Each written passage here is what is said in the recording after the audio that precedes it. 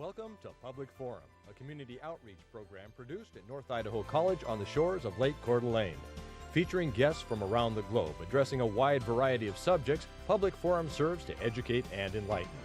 Please join host and moderator, political scientist Tony Stewart, in welcoming today's guest. Our topic for today is human rights for a new age, diversity in the 21st century. As we've moved into a new century, there are many things happening and new developments that are very important to the whole issue of diversity, social justice, and human rights. We're so pleased to welcome from Seattle, Washington, Debbie M. Bird. She's a very distinguished person who has been in our city to give the keynote address at a very large human rights banquet. Our guest is the Business Development Director for Safeco's Jackson Street Community Center, which borders the diverse neighborhoods of the International District and the Central District. The center represents Safeco's commitment to being a business that cares about its neighbors. Our guest today earned her bachelor's degree from Seattle University in Business Administration. She is the former Director of Customer Services for the Municipal Court for Seattle, where she was the overseer of annual revenues that exceeded $22 million in an annual $120 million private collection agency contract. She's had many years of administrative experience. She also is the co-chair of the University of Washington Business Economic Development Program Board and is on the board for the City Year Seattle King County Youth Programs that promotes democracy, and is a member of the Minority Executive Directors Coalition, among many other activities. Ms. Bird, welcome to the program. It's a delight to have you here, and congratulations on all the good work that you do. Thank you, Tony. As always, I'm pleased to have our two regular panelists, Janel Burke, who's an attorney in the state of Idaho, and next to her is Erna Reinhardt, who is the Director of Public Relations at North Idaho College, and Janel will commence today's questioning. Debbie, it's a pleasure to have you here, and it was also a pleasure to visit with you a little before the show and to learn something about your background. But can you tell us how you became interested? Who had influences on you in your life to become interested in the things that you're doing today? Well, it's really interesting. The first primary influence I had was my father. My father believed in doing the best he could for his children, and that by giving them and providing them a good education and putting them in an environment where he felt would be very advantageous to us, would be the stepping stone to a brighter future for us, and then we would pass that on to our children. So my dad placed us in Lakewood, Washington, which is a suburb of Tacoma, and we went to a private Catholic school. We were one of only 2 black families in that school, and then the only black in our neighborhood. And so what happened on a very early age is these influences made me sometimes feel ashamed about who we were. We had 12 kids and we were poor, but education was the key, and my dad worked 3 jobs to get us into a private school and to give us the foundation to succeed. And what that did, it's made me realize that at times I didn't feel like I could be who I am, and that is, you know, a beautiful African-American woman or girl at the time. And as I progressed, I really thought it's a human rights violation not to allow people to be who they are and to try to get people to assimilate to the way you think is a discourteous to them as well as to yourself, because there is a rich heritage in each one of us who is diverse, whether it's somebody who is disabled or somebody who's Latino or someone who's black. And as I grew, I thought, instead of being ashamed of myself, why don't I open up people's eyes? And then through that experience, I thought, your key is education. That's what Daddy said. I went to school. Got great grades. I had a best friend who was very, very smart, and I competed with her. And then I went to college and opened up the doors. Thank you. Erna Reinhardt. Debbie, I know that you're involved with a youth program in Seattle, and youth in so many ways blaze the trail for the future generations. Tell us a little bit about that program in particular and what a difference that program is making in those young children's lives. City Year of King County is just an excellent, excellent program, part of AmeriCorps. President Clinton established City Year when he was in office, and Seattle King County was their 10th office. And it attracts young youth from all walks of life, from 18 to 24. So you have people that were in the foster care system and people who were graduates of college, and somebody from Germany that has to give back and give service. And what happens is they go into the community and they help young kids in after-school programs. They give them the pride of giving back to their community through volunteerism at parks, pulling weeds. It's just so amazing to see African American, Latino, Native, and European kids from 18 to 24 working together, developing leadership schools to make our community better. I think it's the most rewarding work that I do. I mean, I just love City Year. Can you share with us, because I love these kinds of stories, can you share with us a particular young person who that you have a great memory of, or that I do. Okay, great. I do. It was this young boy. I don't know his name. All I can do is tell you his face. He was African American, and he was rather darker skinned, and he was at this banquet, and I was thinking, this is interesting, because I myself get lured into very attractive, who is this kid? And so he was kind of heavy and darker skinned, and he was but he had the most vibrant smile, and he got up and he said, in 9th grade, I was in trouble and I had to go to this after school program. And I was referred to City Year, their Give Us program. And the City Year leaders or the core members came to me and they said, we're here to help you. And he said, yeah, right. And they said, no, we believe in you. And this young boy said, if they could believe in me, then why can't I believe in myself? And he turned that D average to an A. And he stood up and he said, I am City Year. You talk about chills. You talk about the impact that when you believe in somebody, and how many of our kids get lost based on the color of their skin, or they're not attractive, the teachers may overlook them or society may overlook them. And, and sometimes I'm just as guilty. And I saw this young boy and I thought, that's why we're here. This is the difference that we're going to make. Thank you for the question. At the Jackson Street Community Center, you have a lot of different functions and responsibilities. The Safeco set this up. I have really a two-part question. First, what are your duties there? What are the different kinds of projects you're involved in? And I know that leads into my second question, that is, as we have moved into the 21st century, corporations such as Safeco, and your CEO was a speaker at our banquet 2 years ago about not only is it the right thing to do, but it's also economically so wise that the whole world is intertwined economically. And so just share with us about the street community, and then give us some advice on how we should be inclusive and in relation to our diversity. Well, when you look at being in an urban center, an urban market, and looking at individuals that aren't used to you being present, you have to be willing to be accepting of who walks in the door. So I have 5 goals. 1, to attract people of color to want to work for Safeco, and diverse individuals, not just of color. The second is to attract people of diverse backgrounds to want to sell our products. So agents, the independent distribution channel that we use, I'm getting support for them. Also branding, being the face of Safeco that says, hey, we're a great corporate citizen. We are a corporation, but we are a people too, and we want to do business with you.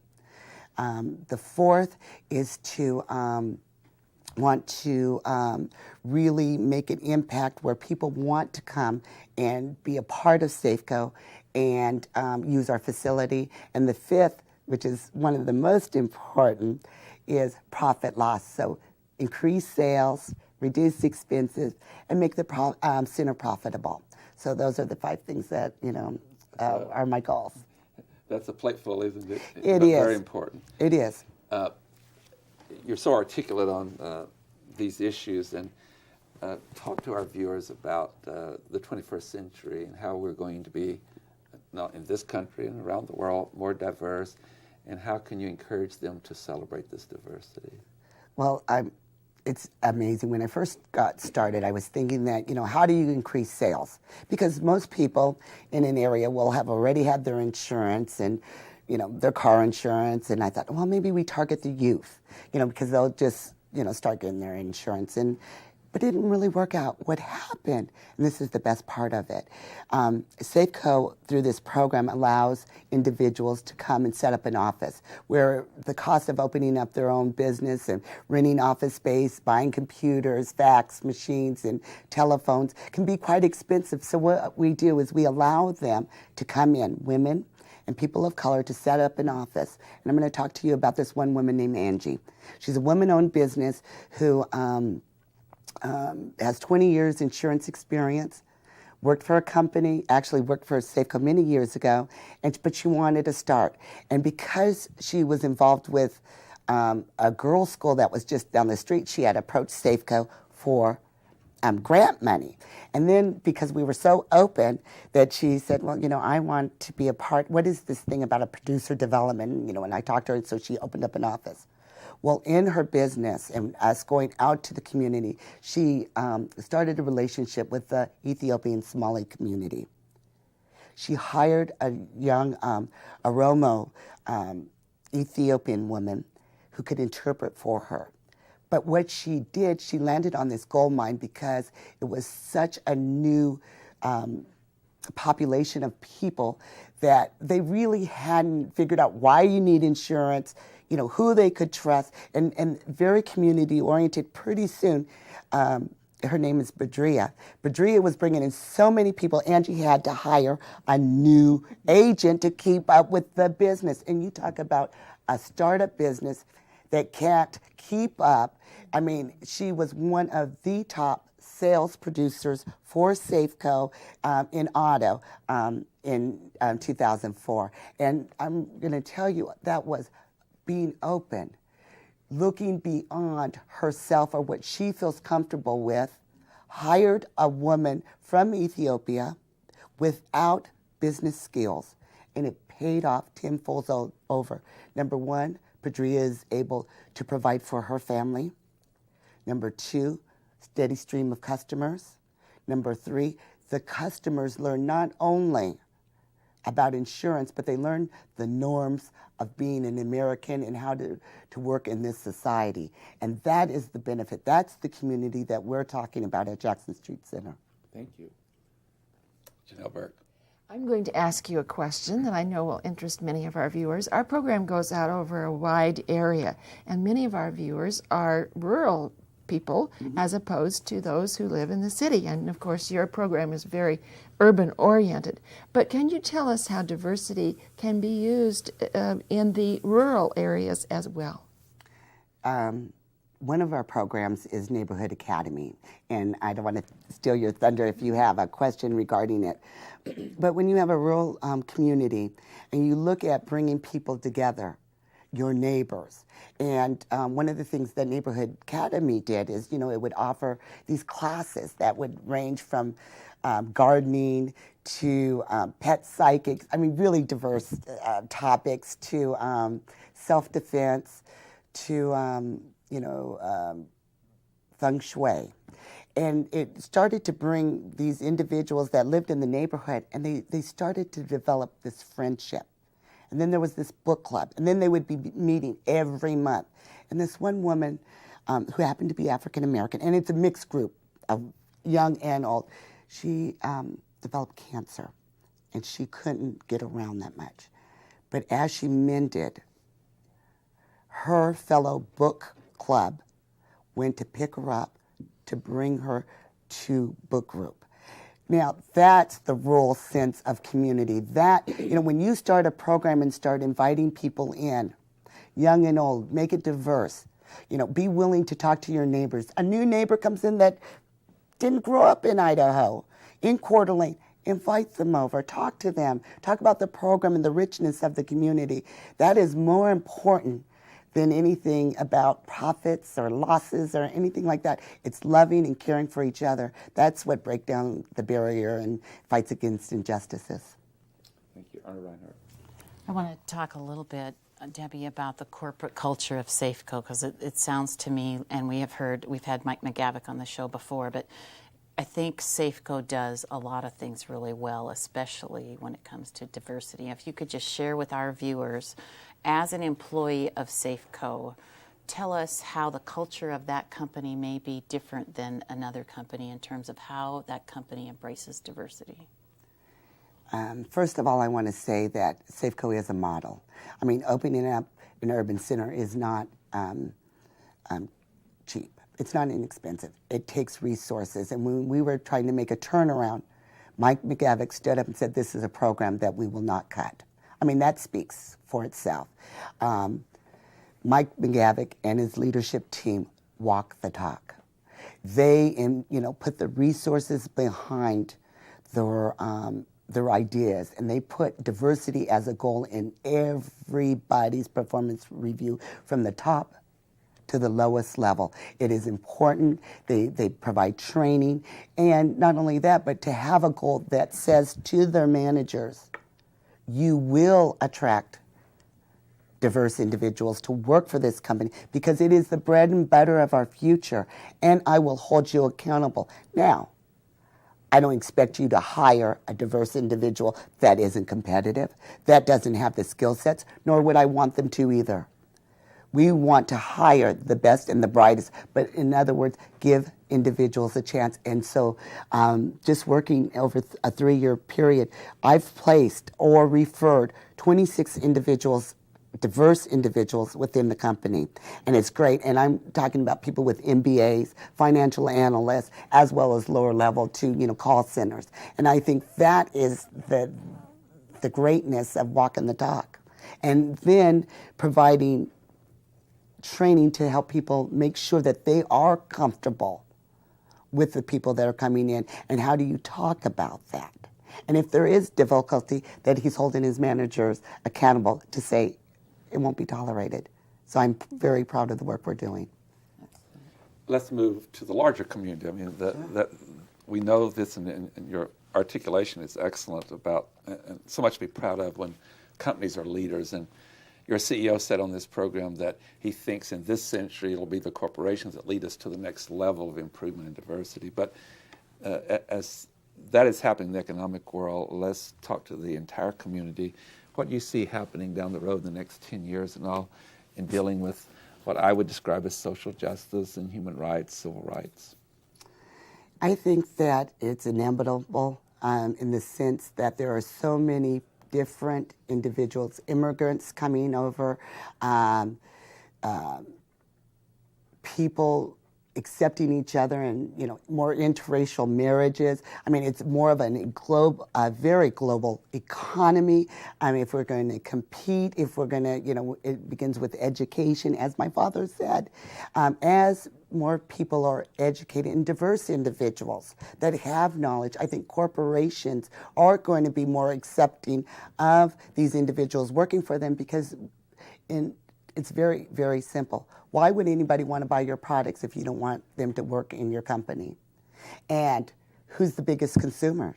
And who's the growing population? And so as companies start to see that their consumer base is changing, then their advertising tactics are going to change. And how best know who your consumer is to have lots of people working in your company, because each person has a different view. So I think, 10 years from now, 20 years from now, you'll see more Debbie Birds. You'll see more and more individuals unlike me, like me, and that's the greatness. And I think you won't be able to succeed without it.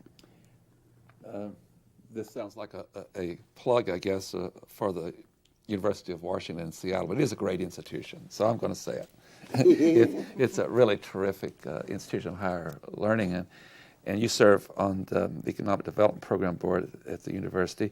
What is the role of what the university is doing throughout the Northwest? And they have a great research center, and they have great academic programs.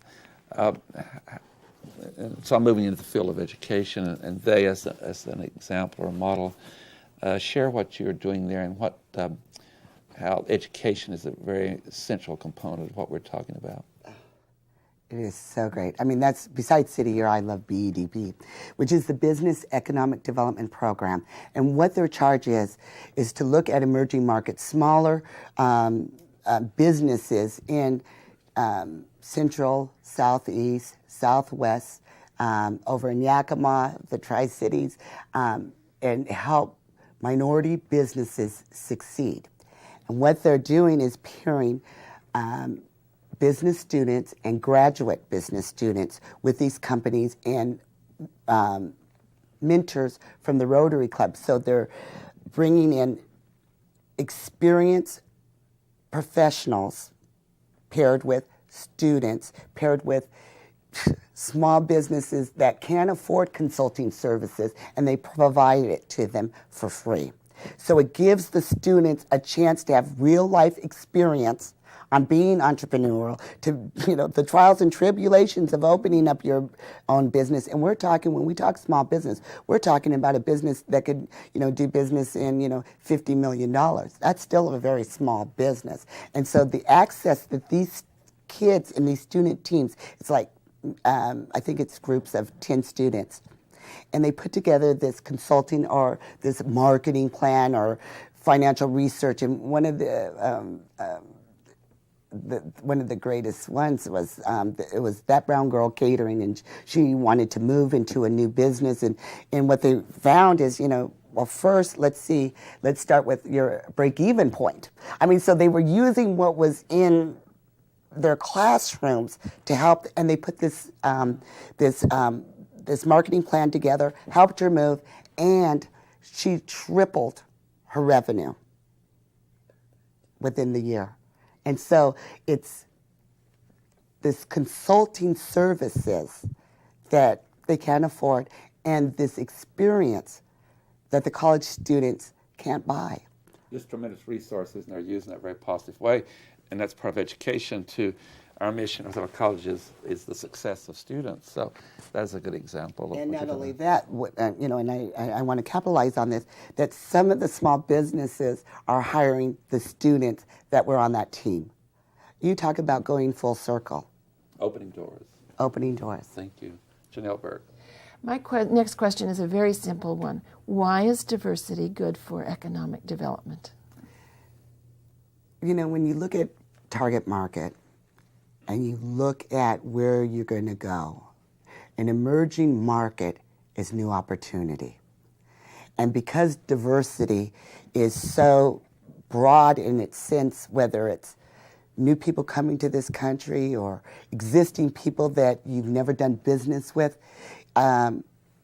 having a diverse portfolio, having a diverse target market is much more economical and much more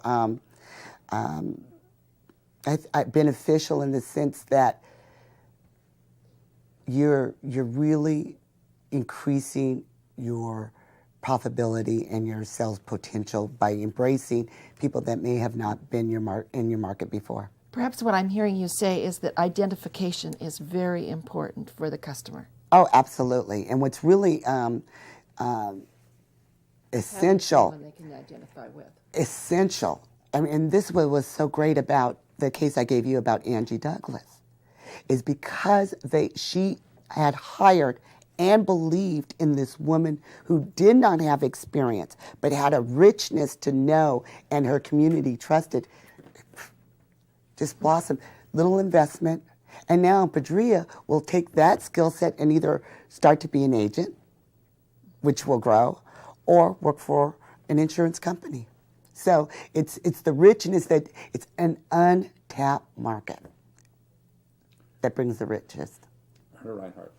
It makes logical sense to me. It seems like instead of spending time developing new products, you're bringing people on board that open the doors to new markets, which to me seems like a very profitable thing for any business to do.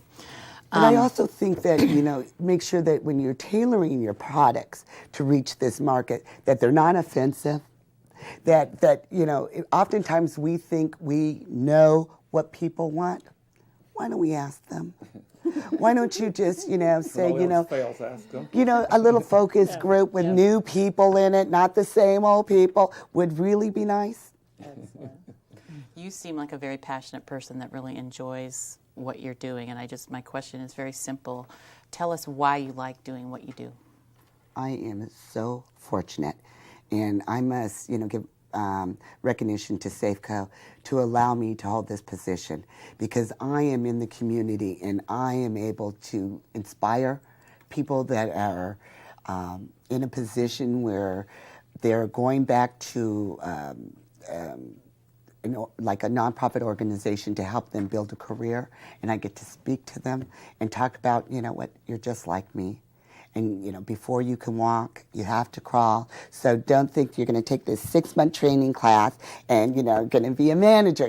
I started at A&W. So, I touch so many things. I mean, I get to go into these nonprofits and work with, work release. I get to work with individuals at school. So I'm at Seattle University talking to the marketing department. I'm at the University of Washington in their business school working with small businesses. I am in the neighborhood recruiting people to want to work for Safeco, allowing businesses to start their own business within the center. I mean, there are so many things that I'm able to touch that it's a joy. I mean, I cannot imagine doing anything else. Wow. I'm very lucky. And to see the rewards that you gain from somebody to come in and say, you know what, I heard you speak, and now I'm doing this. You believed in me. Or seeing the gentleman, that graduated from the Strive program at the Goodwill, bagging my groceries. And he's like, hey. And I'm like, hey. You just feel, that program helped him. Mm-hmm. And I was a part of that. Small. Very small, just addressing them. Awesome. That's a wonderful note on which to end our program. I want to thank you very much, Debbie M. Burke, for being here with us. You exuberate great energy and enthusiasm, which is really, really good. And so good luck to you in your work in the future. Thank you. Ladies and gentlemen, we know you've enjoyed our program with Debbie Burke, who is the Business Development Director for Safeco's Jackson Street Community Center in Seattle, Washington. And I'd like to invite you to be with us again next week at this same time, and we'll turn yet to another issue. We always like to hear from you about what you'd like to us talk about. Until then, please have a good week. I am Tony Stewart. Recorded on the campus of North Idaho College, Public Forum is the longest-running in-house college production on PBS. Each episode is pre-recorded live and is an educational outreach from North Idaho College. Please join us at this same time next week for another edition of Public Forum on this public television station.